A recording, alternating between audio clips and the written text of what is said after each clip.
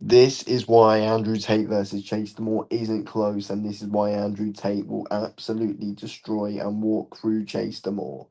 So let's get right into it, starting with Andrew Tate controls the distance too well.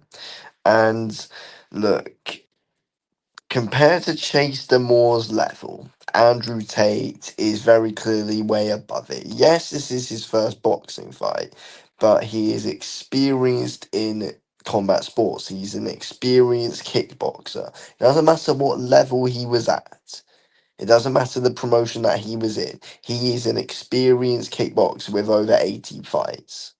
So that is something. Plus, we've seen all the sparring clips from him. There's a lot out there in Andrew Tate, just pure boxing and sparring wise. And one of his best attributes is the way that he is able to control the distance with his lead hand. That's the thing. That's what he does well. And yes, he is the smaller guy in this fight, but I don't think it's going to matter as much as people think. The lead hand of Andrew Tate is the key weapon of being able to set up his shots. Chase Moore doesn't have a bloody lead hand. Let's be honest here. There's going to be no real lead hand battle. Andrew Tate's got it every day of the week. Next up as well, Chase Moore's chin is ridiculously high in the air. It's high in the air when he's off defensively. It's high in the air when he's offensive, especially when he's throwing his shots. His chin is literally like this. It is the highest the chin can possibly be in the air. Never seen a chin as high as Chase Moore's is in a boxing ring. Honestly, it's as high as humanly possible. Um, so you know, it's not gonna go well, and I think it's perfect for Andrew Tate's straight right hand. It is perfect. Andrew Tate loves straight shots, loves throwing straight shots. I always say he loves those shots. It is perfect for Andrew Tate to nail him down the pipe, to nail a massive right hand down the middle, just to nail a simple 1-2 down the middle. It is simple. The style of Chase DeMoor, with the way he carries his chin, is made for Andrew Tate to be able to deal with and place his shots. And a lot of the time as well, I've said it throughout the build up, Andrew Tate only throws when he knows he's going to land. He's an accurate puncher. We've seen it in his sparring, we've seen it in kickboxing through, his style. He's very calculated and only really throws when he's going to land. And it's the same for boxing. It's the same from what we've seen in his style. I think as well, Andrew Tate can stay calm under pressure, and plus as well, Chase the Moore isn't going to look to put the pressure on Andrew Tate. I made a video on it yesterday. How Chase the Moore is likely to win this fight is if he does pressure Andrew Tate, but Chase the Moore in his fights gets his best success off the back foot. And the thing is, Andrew Tate will look to come forward anyway, and I don't think that Chase Moore is going to get his back foot success against someone like Andrew Tate. It can work against these guys with, some weird builds, but I think against a long, rangy guy like Andrew Tate and his style, it's not gonna work. It's not gonna work.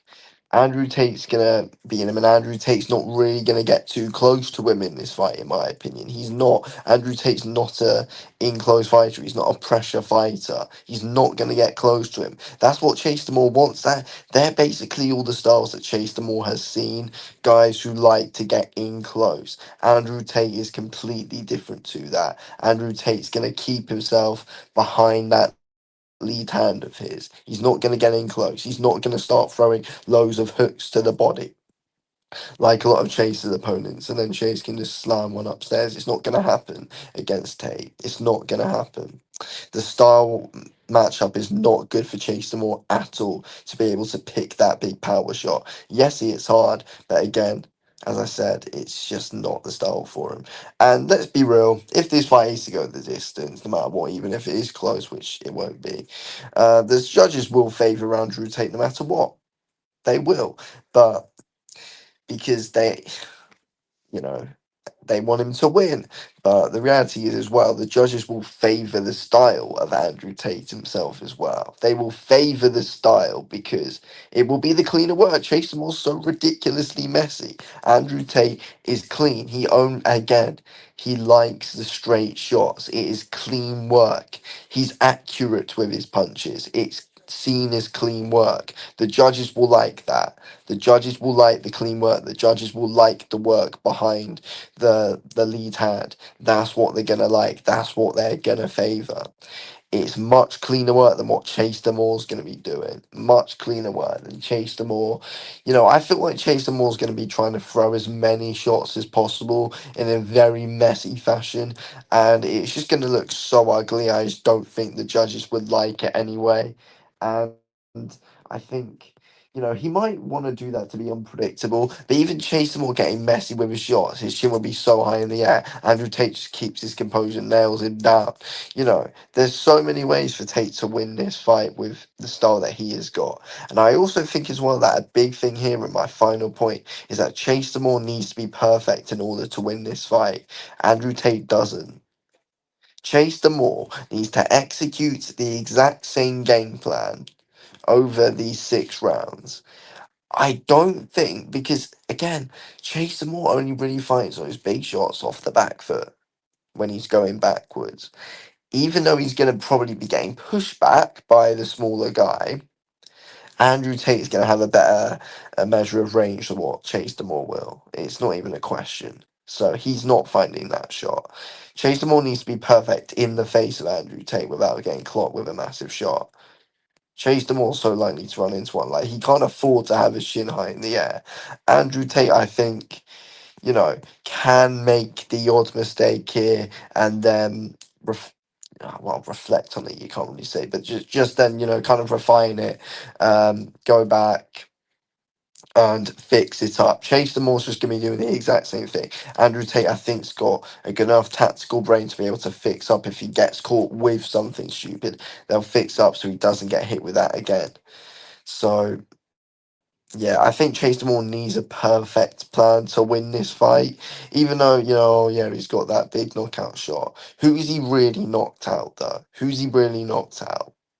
That's the question. Again, he's got power, but I think this is a fight where he needs to be perfect to win, and he's not going to be perfect to win. Neither guy's going to be perfect, but Andrew Tate is definitely going to win this fight, and he's going to knock out Chase DeMoor inside 3 rounds.